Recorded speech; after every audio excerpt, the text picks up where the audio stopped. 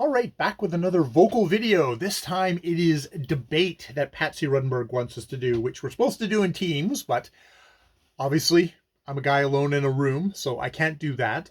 But what I've decided to do was to take a video, a good debate-ish video, a video that like maybe I would have possibly done a video on. Probably not, because I just don't want to stick my oar in. But Matt Wall did a video called Top 10 Must-Read Classics by Matt Wall. And despite its title, it's sort of about why you don't have to read classics. Like, fuck it. So I'm gonna do my this vocal video trying to take Patsy Rudenberg's ideas and apply them to this idea of debate. It's kind of a little bit more nebulous, but there is some kind of core stuff here. So as you debate, this is from Patsy Rudenberg's The Need for Words. As you debate, you should be aiming to advance an argument cogently through time to cover, say, at least 10 new points in 20 minutes. Matt's video is 8 minutes long. My video will hopefully not be much longer than that, but I'll probably go on. Avoid getting angry. Avoid patronizing. Be generous as you listen. Don't block or dismiss the speaker or the audience. In order to speak weighty classical text convincingly, for instance, we have to be able to debate without prejudice. We must be able to, and this is kind of the structure here, open up an argument, explore it, arrive at a conclusion, and then arrive at a conclusion. So it's like, here's the argument that Matt makes. Let's explore it. And I mean, I guess that open up is like kind of open it up, like, okay, you're saying this, and what does this kind of entail? What is this? What's the context and all that? Explore it, which, like, okay, what ideas you're thinking, and then arrive at a conclusion. Look at the structure of any Shakespearean sonnet, speech, or play, and this three-part principle applies. Each of these forms of writing is structured as a debate. Debating, like thinking, must always move ahead and never stay stuck. Ground must be covered, ideas discovered, rejected, modified, and assimilated. In a debate, it is absolutely essential that you respect and listen to the other point of view. So, I am going to, they give some examples, but that's with actually other people. I am going to do this with Matt here. So, yes, my opposite here has come to us. And let me just summarize his argument since he's not in this video. He's made this video, Top 10 Must-Read Classics, but this is all more about the context of there is a continual kind of staple video on BookTube, which is Top 10 Classics you must read. If you don't read these, you're somehow not going to be a part of the conversation. You're not going to recognize, it's like these are books that as a community we're saying, like, oh, you should read these books. Oh, you should read these books. And it's basically comes down to kind of like pressure, community pressure to read older texts and stuff like that. And saying, like, a lot of these texts, for a lot of people, they just don't jibe. They hate them. It's not fun. And he gives some reasons why he think you don't need to read these older texts. First, going from the idea that there's nothing new under the sun, that basically the writers of today are all reacting to stuff that they've read of older writers that they've read, and those writers have read the writers their writers of their contemporary period, and so on and so on. So what you're getting from a lot of old stories is maybe an original or a earlier version of the same story that modern writers are writing today. You're getting the sort of the same stories, whether it's Shakespeare comes up a lot, Romeo and Juliet, for example, that kind of a forbidden love story, a star-crossed lovers across two groups, and that's the story that gets told all the time. But there's plenty of other. So I think there has been noted that there's only a certain number of plots in the world, and these plots just get recycled over and over again. There's also the idea that all the cliches, all the things that were like really strikingly original in this original work have then gotten mined and mined by other writers going forward until they're just basically they're the cliches, they're the shorthand. Me saying star-crossed lovers isn't me using original speak. That's me copying people who were copying Shakespeare. And eventually I did get back to actually reading Shakespeare when this was an original bit of imagery in a work. And the idea that all emotions are the same, that the emotions that people felt in Shakespeare's time, apparently I'm hammering on Shakespeare, are the same emotions that we feel now, and you can just as easily find those same emotions in an older work. Now he says, he concedes, unless you get off of dead language, you get off of the older language. He says, oh, Chptr is at the moment, and people get are glorying. One of the reasons people are enjoying Shakespeare is for his language. All that there's a lot of Shakespeare has been mined in the modern day, but there's also a lot that hasn't been. And he's a great poet. He is an interesting poet still going forward. But that's you're not going to get a surprising new story in Shakespeare.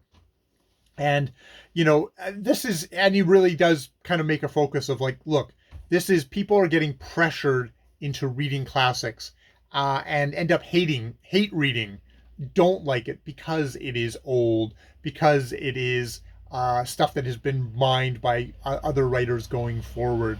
So the older works, and he makes the same kind of thing about kind of old translations and stuff like that.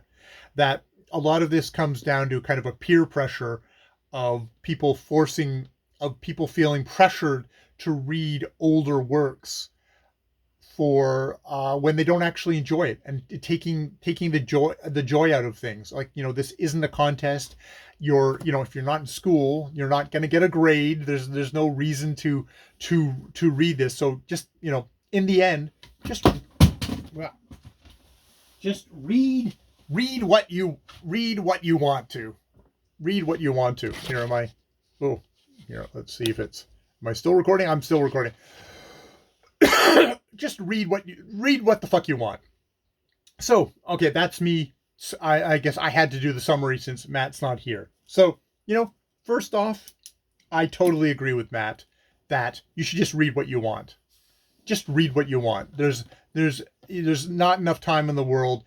Don't read. If you don't like something, put it down and pick something else up. There is so much more in the world to read. You do not have to,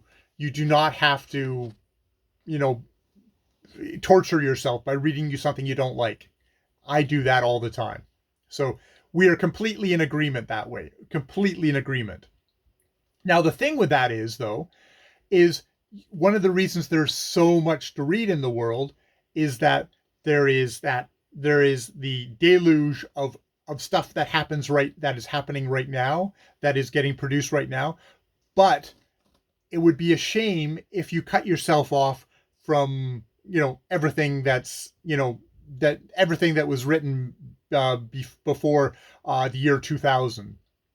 If you cut yourself off from all of that, you're actually cutting down on your chances of finding some really awesome stuff that appeals to you. And, this isn't just Shakespeare. This is H.P. Lovecraft. This is all sorts of kind of older kind of detective fiction. This is all the pulp stuff. Why read that? Why read that? Cutting yourself off from that is cutting yourself off from stuff you might actually really dig. I think Matt's operating from the point of view that classic means a very particular kind of high literary work that is classic. But I think and saying like people get forced into reading that when actually they want to read science fiction and more fun genre stuff. However, there's a lot of fun genre stuff that are classics, and it would be a real shame to cut yourself off from those. I would also make the point that one of the cool things about reading older stuff is that, you know, you're always kind of looking. Oh, I gotta let me just have a little drink.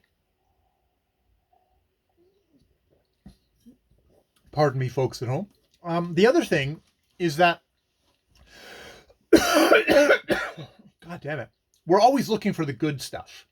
I think, you know, as fellow readers, we're always looking for the good stuff. Like, can you get me the good shit? Can you get me the good shit? And it can be really tough, especially with modern stuff, sifting through what's the really good shit and what's the stuff that is kind of crap that will, after 1 or 2 years, just sort of fall away and nobody will talk about, won't get republished, and will be forgotten. And, you know, sucks for writers, but the majority of stuff falls into that camp, is just probably isn't worth your time. The cool thing about reading older works is that time has done some of the curating for you. If people are continually talking about a work that is 50, 100, 200, 500 years old, if they're continually talking about it, that probably means it's that rare bit of works that is actually worth checking out. And there's such a variety.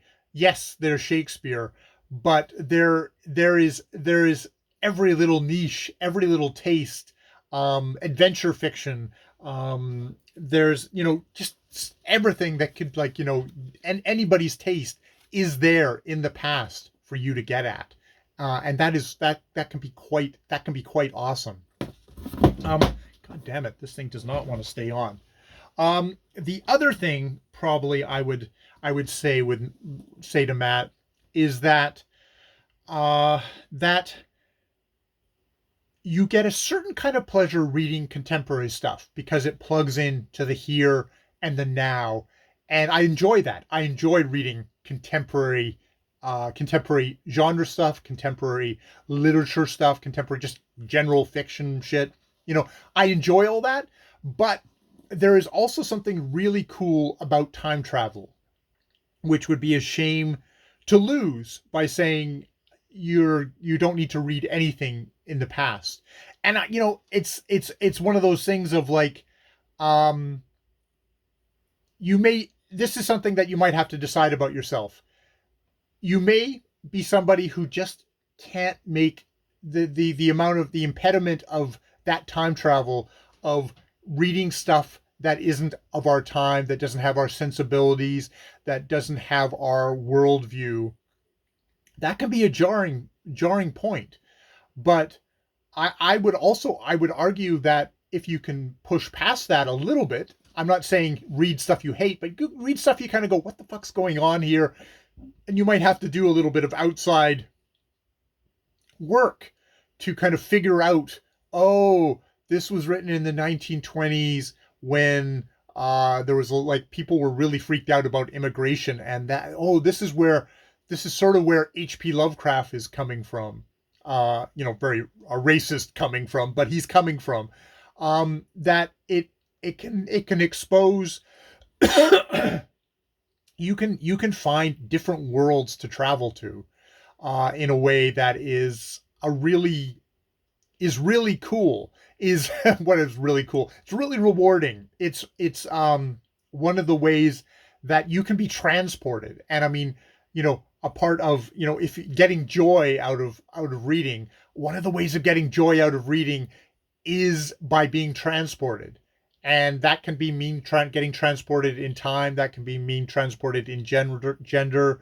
It can be getting transported in, I'm reading about somebody who's super fucking poor, super fucking rich, or just somebody who thinks completely different than I do, and all those different places kind of ask something of you as a reader, and even though somebody can tell a Romeo and Juliet story now, how Shakespeare was telling his Romeo and Juliet story, which he actually copied from somebody else too, he also his plots were not the point in his works, but how he told the story is important, and tells you a lot about that time as well as how much it obviously resonated going forward. You get that time thing of, wow, something written all the way back then somehow still resonates with people. I don't think it's all people just doing things for duty. There's the resonance that's coming through. But I mean, at the end of the day, I completely agree with Matt. You should just do what the heck you want to do. There are indeed, as he mentions, there's so many reading events on BookTube which can make people feel like they're in a straitjacket, that they can't do their own private reading. And I am someone who is all about private reading. Most of the time, I do violent. If there's a read along that I kind of semi participate in, I do violence to it. I do something. I do what I want to do, and I I use this as an excuse to do what I want to do, because I'm a selfish reader. I am doing this for my pleasure. I am doing this for my own joy, and screw everybody else, which Matt and I completely agree about. So yeah, that is my little response to Matt Wall's video. Definitely, if you've not seen that video, go and check it out, because it is really, he is passionate. He will kick that sacred cow, moo, joyfully, gleefully, and very, entertainingly. He's doing a lot of cool videos. All right, I've been Jay. More videos later.